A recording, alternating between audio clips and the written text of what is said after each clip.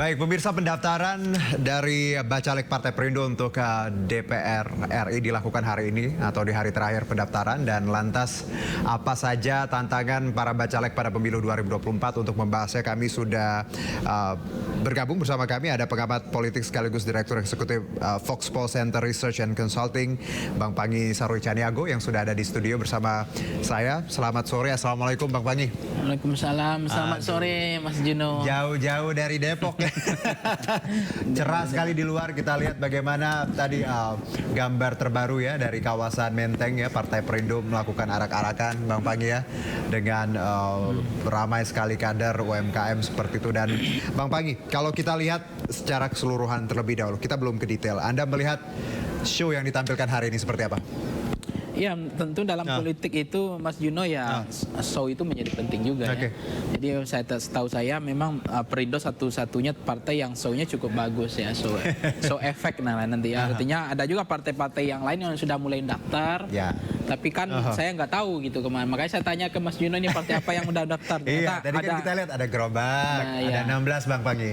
Ya ini Gerobak 16 itu kan memang simbolnya, karena memang Partai Perindo adalah nomor 16. Betul. Jadi membawa gerobak, apalagi rangkaian acaranya cukup merakyat ya. Gerobak itu kan simbol dari bagaimana UMKM. Masyarakat UMKM kelas menengah ya, kelas yang kemudian menjadi penopang ekonomi kita gitu. Jadi gerobak ini menjadi simbol yang bukan sekarang aja, setahu saya Perindo dari setiap pemilu ke pemilu gerobak ini tetap menjadi simbol dari model politik kerakyatan yang ditampilkan oleh Perindo. Ditambah lagi nanti ada acara misalnya katanya makan-makan ya, di Taman Suropati ya, itu menunjukkan juga ya lesehan rakyat. Itu bagaimana bisa harusnya memunculkan politik kan bicara tentang simbol ya.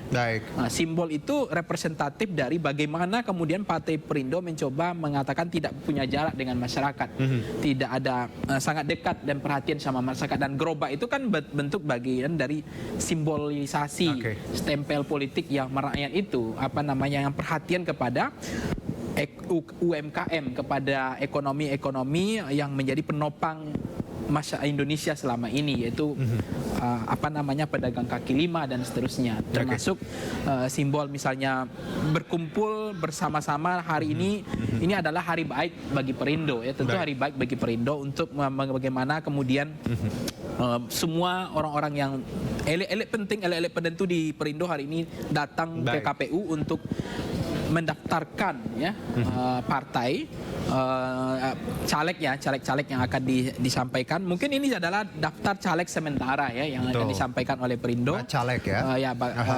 Bacalek ya.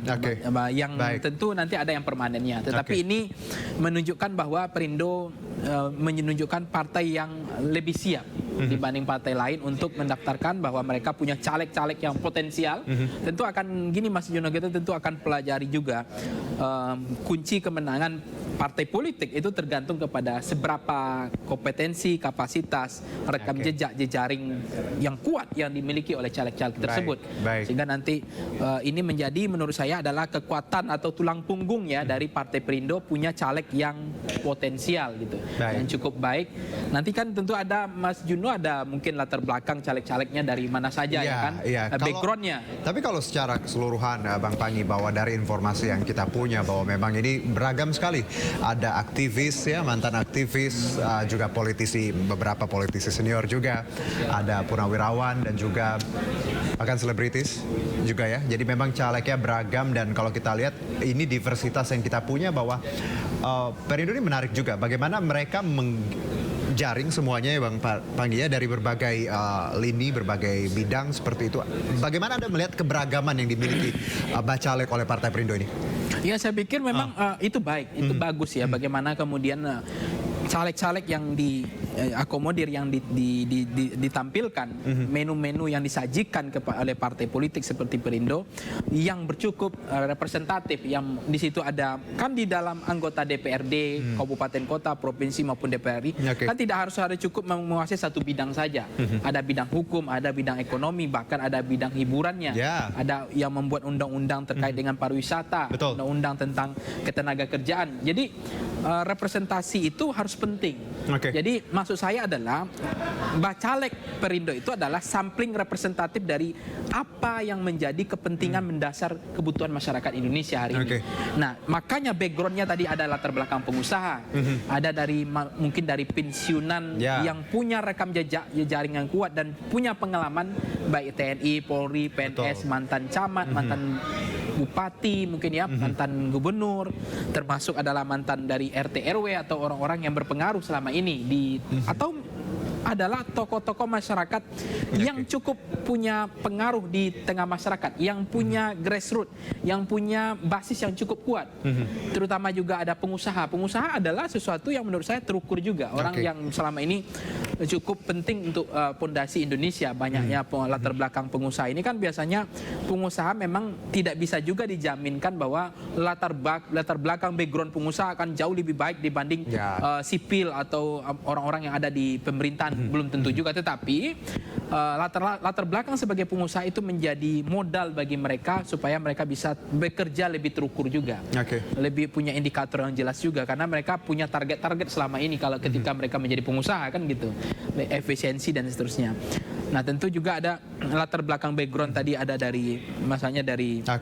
Jadi sebenarnya Bang Panggi, kalau kita bicara keberagaman yang dimiliki Bacalek oleh Partai Perindo ini merupakan tadi ya satu kekuatan yang sangat memperkuat dari positioning dari Partai Perindo itu sendiri. Termasuk juga kalau kita tadi soroti bersama Bang Panggi, bagaimana purnawirawan juga ada di sini dan juga tokoh-tokoh milenial. Apakah ini memang Partai Perindo menyadari bahwa pasarnya ketika kita bicara 2024 memang ada di zona milenial yang memang hampir separuhnya ya, seperti itu Bang Panggi. Apakah ini juga harus disadari banyak parpol ketika kita bicara milenial dan juga tadi keberagaman Bacalek yang kita punya? Iya, artinya keberagaman termasuk representasi dari kelompok Gen Z milenial ya, karena memang bagaimana Perindo harus menyuguhkan, harus melakukan itu, menangkap, mengcapture itu bahwa potensi Gen Z milenial itu juga cukup penting, karena tidak hanya caleg ya, bahkan bupati, wali kota hari ini ada yang usianya di bawah saya, ada yang masih usia 30 tahun udah jadi bupati, wali kota, ada yang usia anggota DPR 28 tahun,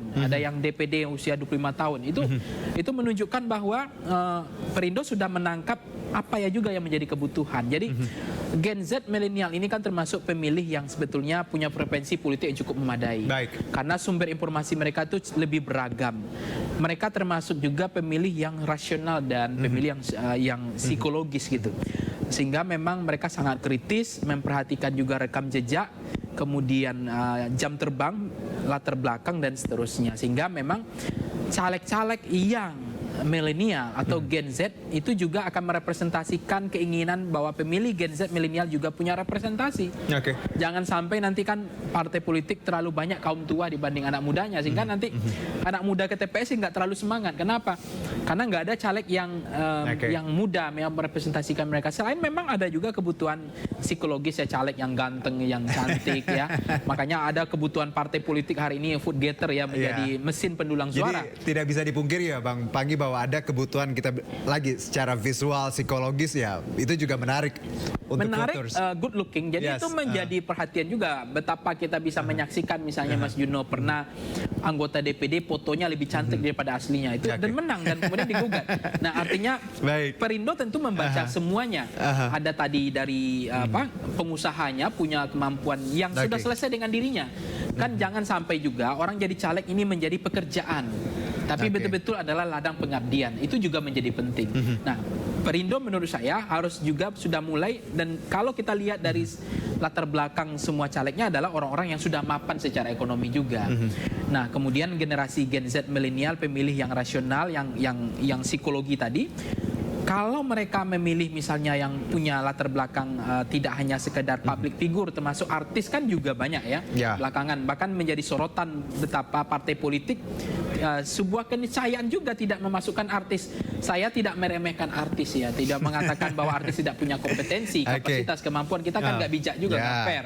Tapi memang latar belakang artis selama ini memang ada persoalan juga yang harus diperbaiki ketika mereka, tapi kan nggak masalah, kan ada juga komisi bagian yang tadi kita bicara komisi di bagian seni, ekonomi kreatif, pariwisata.